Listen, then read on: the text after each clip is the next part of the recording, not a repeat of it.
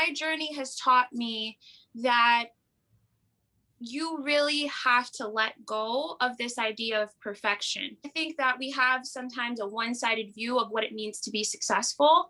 And a part of success is failure. A part of success is falling down. A part of success is, just being genuine to who you are. And I think that my journey, because I've had failures, because I've had setbacks, it taught me that success isn't one-sided.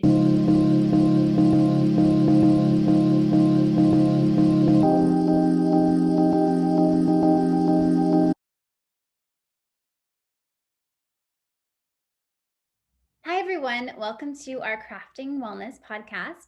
Today, I have the pleasure of introducing you to Janess. Well, thank you so much for joining our podcast. And for everyone who doesn't know your story and know who you are, can you just give us a little rundown and introduce yourself? Hi, my name is Janess, and I'm 30 years old. I live in Massachusetts, and I'm currently a trauma nurse practitioner at my local hospital.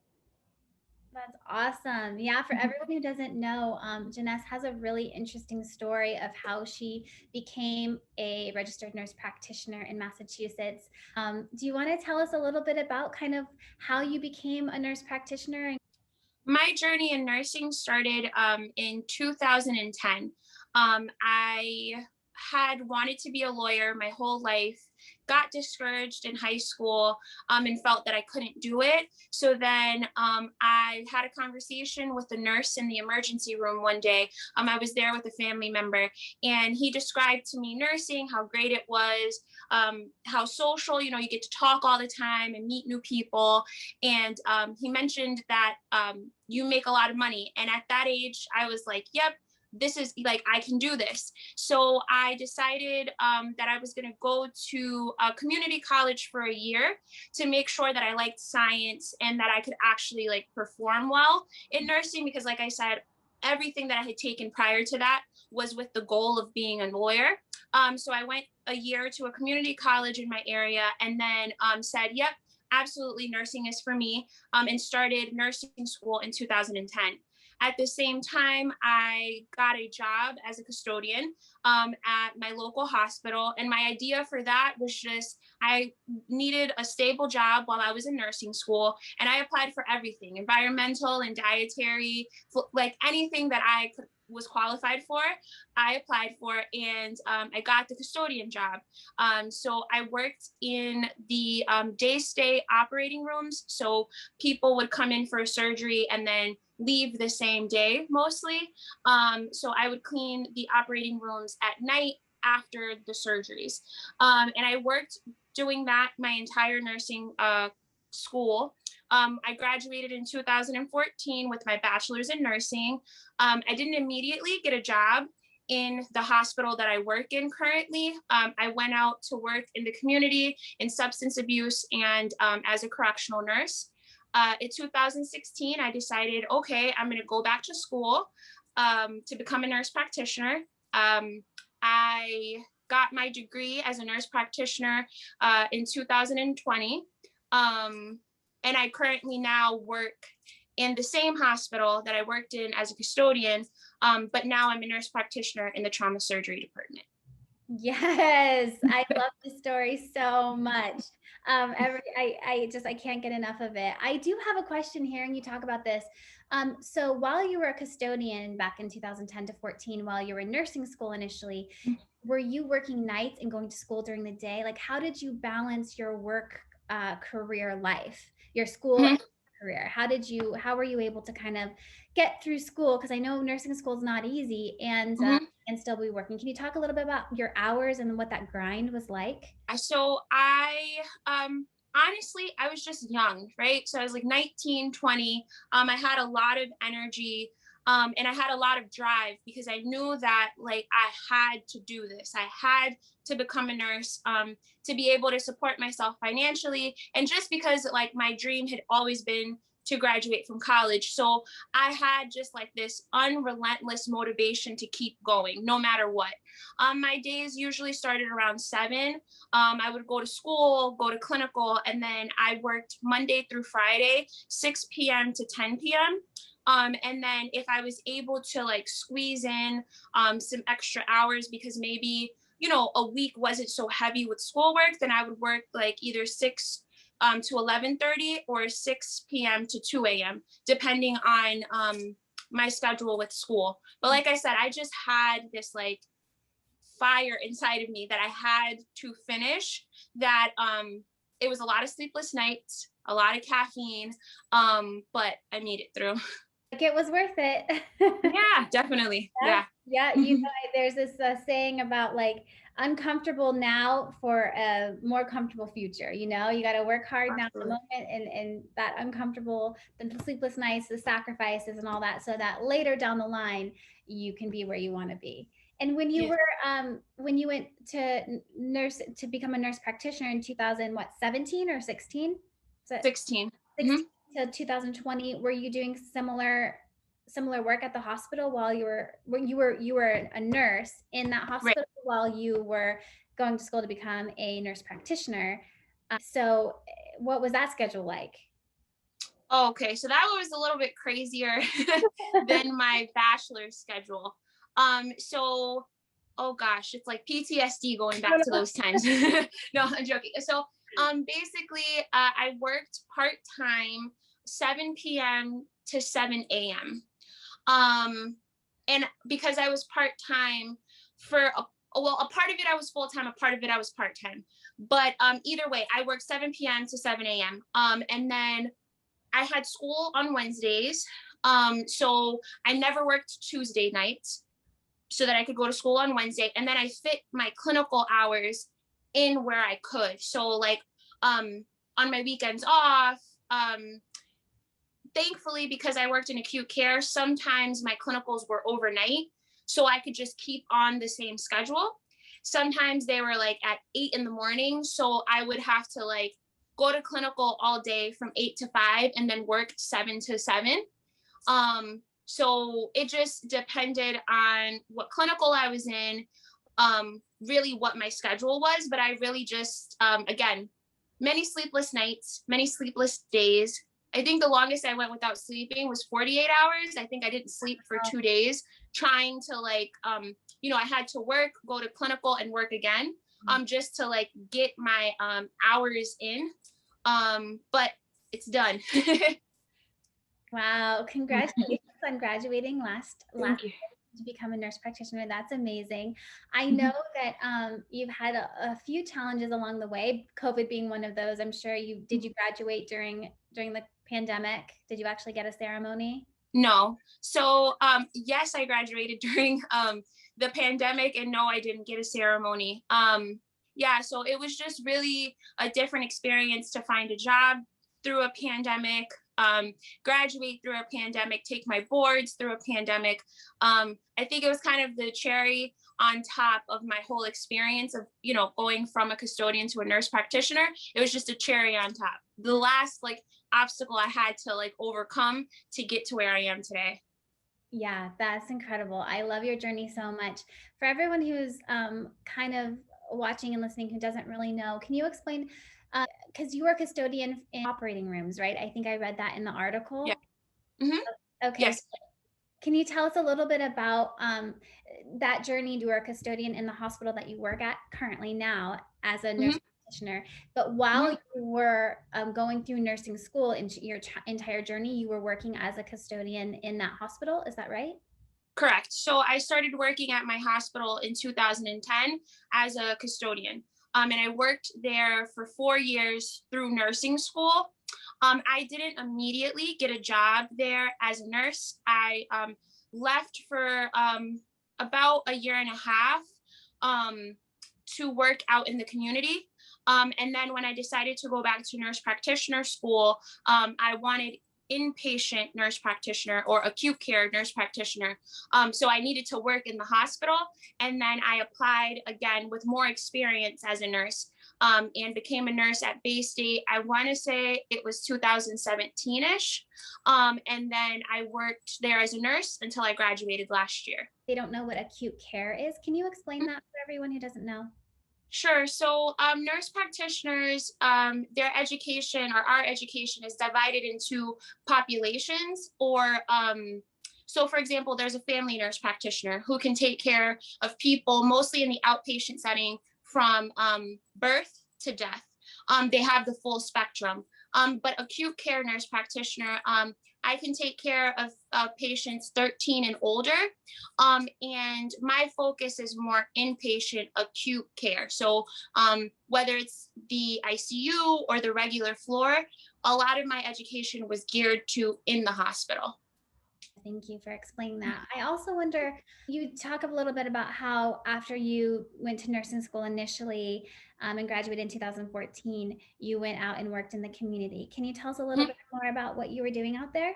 Initially, out of nursing school, I worked at a correctional facility, the men's county jail here in my area, and that was an interesting experience. I would say that it works a lot like an urgent care, or like a doctor's office, where you see patients for different things, a cold, back pain, chest pain, things like that. And then maybe a little more acute things like people after they've been in an altercation and things like that. But it functions a lot like an urgent care. And it was a great place for me to learn my assessments because sometimes it was just myself and another nurse. So we didn't have like a physician or any provider NPPA on site. So that definitely helped me be stronger in my assessment skills. And then I did that for about a year or so. And then I worked in a substance abuse clinic out in the community, helping patients who were using opiates, like helping them through the process of not using drugs anymore. I love your journey so much because I think kind of took a very a perspective that I don't think a lot of people have. I think just working in a hospital as a custodian, I'm sure you saw a lot of things, met a lot of people, learned a lot of things just by being there and watching while you were in nursing school. And then also, working out in the community with others, that experience had to be really great to prepare you for the position that you're in now. I think it's really inspiring to for people listening and watching understand that life is a journey and it doesn't always go like one way. It kind of can take you all these different places, but when it does, it's only preparing you for the next step in your life. And at the end of the day, we can get there all kinds of ways, and everybody's journey and story is going to be different on how they got into healthcare, and how they found that calling. But I think your journey is so beautiful. And I would love, love, Mhm. love to talk a little bit more about, I know in the article, you kind of just talk about how I can't exactly remember the quote, but it was really beautifully said. It was something about how, um, having an education is great and it's something to be very proud of, but it doesn't make you better than someone else. Um, Mhm. and I think that's such a beautiful message because, um, at the end of the day, we're all just people trying to do our best and trying to love each other and trying to get through this crazy life. My journey has taught me that you really have to let go of this idea of perfection. So when I said that education is a great thing. I mean, it's what helped me get to where I am.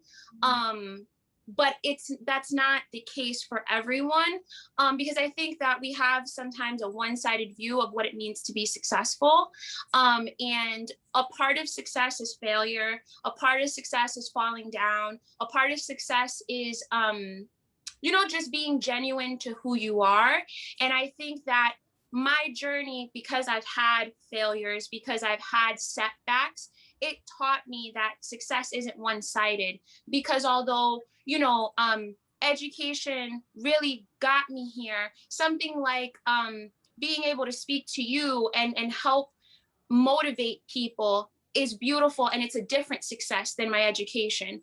So I think that it's really important to um, say and make a clear point that success for everyone is different, and to not feel discouraged because you don't have a doctorate, because you don't need a doctorate to be a successful person. Success isn't academic, success isn't a degree, success is what you think it is. And as long as you work hard towards that and understand that you're worthy to reach that, then I think that that's what's important. I couldn't agree more with you. Just I think when I was younger, it was one of those things that everything felt like such a big deal. If Mhm, I failed a test or, my boyfriend broke up with me, whatever that was, it felt so devastating. And now that mhm, I'm older and I realize like actually all of the things that happened in my life that were heartbreaking or were difficult or traumas that you overcome, all they do is make you stronger. It's mhm, not the fall that matters, it's how you recover from the fall that matters. And so mhm, I think it's such a great message to know that like failure, the only way that really you can fail is if you don't get back up, you know? mhm, Because failure, there's so much to learn in failure, and failure is like what makes you grow. The setbacks are what make you grow. It's what makes you a better person. It's what makes you more empathetic. mhm, It brings an understanding that maybe you didn't have before. And I think it's just a really great message for everybody watching and listening right now to remember that even in your hardest, toughest days, even in your greatest failures, that you're not actually failing. You're just you're falling into greatness. You're growing into mhm. more of who you are meant to be. So I just think that's such a Yeah. beautiful message, and thank you so much for sharing that. Kind of already talked about this because you just gave such great advice, but do you have any other kind of advice for maybe younger people who want to get into what you're doing, Mhm, how to kind of inspire them or tell them, actually, I wish I had known this when I started? mhm, mhm. I think that the main thing is to get out of your own way, because I feel like in my journey, I let like my insecurities or the fact that I didn't know something be a barrier when there's so many resources out there to help you. Whether it's you want to go to college and you don't know how to pay for it, there's so many scholarships and organizations that are willing to help. You just kind of have to speak up and say, like, the squeaky wheel gets the grease. You just have to like step up and say like, hey, I need help. I think we, a lot of the times, like I said, we get in our own head and we kind of sabotage ourselves out of great opportunities. So I think my advice to someone who wants to do what I've done is like, just believe in yourself, be kind to yourself on the way, and get out of your own head, because I think we're so critical of what we're doing that we ourselves block opportunities. I think life is hard enough. The journey is going to be hard enough. Don't make it harder by being down on yourself. And I think another thing is remembering that it's kind of like a sum total of all of the effort that you put. So it's not you like put in the application to college and then the return is your diploma, right? So there's like studying, there's staying up late, missing out things with family, maybe people don't support you, whatever it may be. All of those things together will give you the final product. So remembering that in the hard times, that like, yeah, this moment right now is really tough, but it is one moment in time that's going to add together to make me achieve my dream.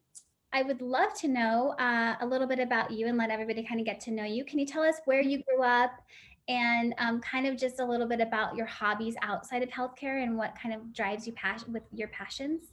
I was kind of a nomad. My mom, we like moved a lot, but I was born in Buffalo, New York, and then I moved to the South and lived in the South until I was 14, mostly in Alabama. And then at 14, I moved up to Massachusetts, and I've been living in Massachusetts since then. So it's been 16 years that I've been up north. So for a long time, I resisted the idea that I was a northerner, because to me, I loved the South, and it was really hard for me to transition here. But now it's like, oh, okay, now I'm just from the Northeast. But what I like to do for fun, I am really into traveling.